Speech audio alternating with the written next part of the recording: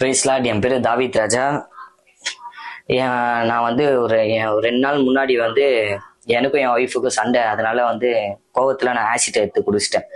ஆசிட்டை குடிச்சிட்டு நான் அப்போ கூட என்ன பண்ணேன், சண்டையில வந்து நான் கிளம்பி போயிட்டேன். நான் அவங்க வீட்டில் போச்சுட்டு நான் கிளம்பி போயிட்டேன், சண்டை போட்டு வெளியே போயிட்டேன். அப்புறம் என்னை கூட்டின்னு போய் கேகே நேர் ஹாஸ்பிட்டலில் போய் விட்டாங்க. கேகே நேர் ஹாஸ்பிட்டலுக்கு போனோம். நாங்கள் சென்னையில் இருக்க கேகே நேர் ஹாஸ்பிட்டலுக்கு போயிட்டு அங்கே போயிட்டு இந்த மாதிரி ஆசிட் குடிச்சிட்டான், இந்த மாதிரி ஆயிடுச்சுன்னு சொன்னோடனே அவங்க வந்து இங்க பார்க்க முடியாது, கொஞ்சம் சீரியஸ்டா நீங்க ராயப்பேட்டை போயிடுங்க, சென்னை ராயப்பேட்டைக்கு போயிடுங்க அப்படின்ட்டாங்க.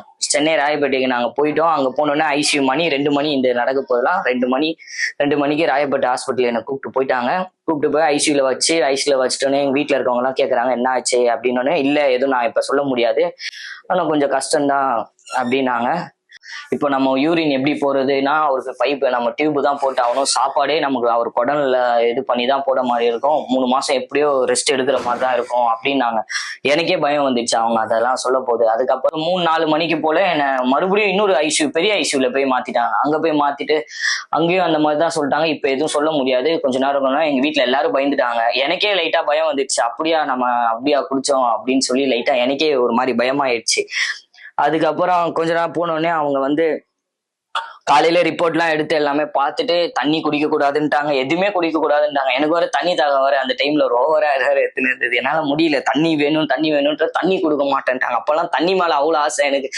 அதுக்கப்புறம் அங்கிருந்து அதுக்கப்புறம் நைட்டு ஃபுல்லாகி ஒரு 12-11 மணிக்கு போல இன்னொரு செக்அப், மெடிக்கல் செக்அப், அந்த கேமரா ஒரு பைப்ல உள்ள விட்டு அந்த இதெல்லாம் பார்க்கணும், செக் பண்ணணும் அப்படின்னாங்க.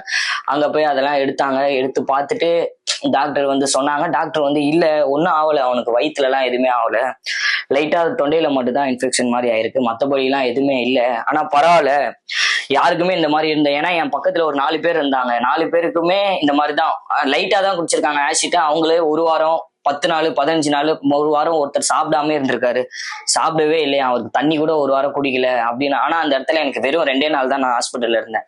அவங்க சொன்னது ஒண்ணு சொன்னாங்க, ஆனா எனக்கு நடந்தது வேற நடந்தது. அது எல்லாமே ஏசப்பாவோட கிருபை தான் எல்லாமே. அவங்க ப்ரேயர் டீம்ல எல்லாருக்கிட்டும் சொல்லி அவங்க ப்ரேயர் பண்ணாங்க நைட் ஃபுல்லா. எனக்காக நிறைய பேர் ப்ரேயர் பண்ணாங்க, நிறைய பேர் ப்ரேயர் பண்ணி அவங்க ப்ரேயர் பண்ணி இது பண்ணா. அதுக்கப்புறம் ஜெபம் பண்ணோன்னே எனக்கு அவங்க ப்ரேயர்ல தான் எனக்கு அந்த சுகமா ஆச்சு எல்லாமே.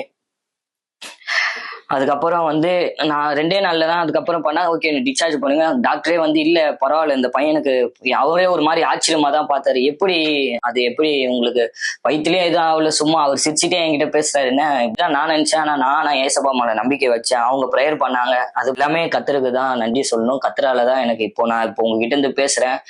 நான் இந்த மாதிரிலாம் கேமரால இன்டர்வியூ எல்லாம் எடுத்து பேசுனது கிடையாது. அதனால நான் பேசுறதை பார்த்து நீங்க எதுவும் இது பண்ணிக்காதீங்க.